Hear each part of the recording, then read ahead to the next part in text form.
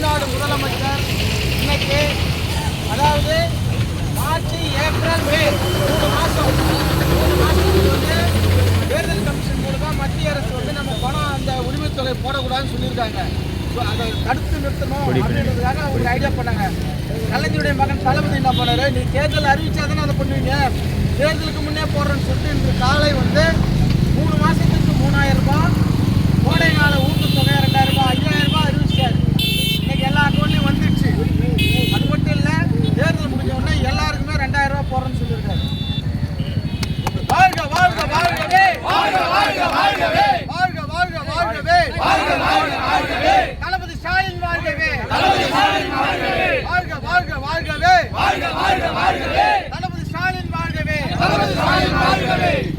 ரூபாய் 5000 உதவித்தொகை வழங்கிய தளபதி வாழ்க, ரூபாய் 5000 உதவித்தொகை வழங்கிய தளபதி வாழ்க, கலைஞர் உரிமைத்தொகை 5000 வழங்கிய தளபதி வாழ்க, மீண்டும் 2000 ரூபாய் மாதம் வழங்க இருக்கின்ற தளபதி வாழ்க, தளபதி வாழ்க, தளபதி வாழ்க.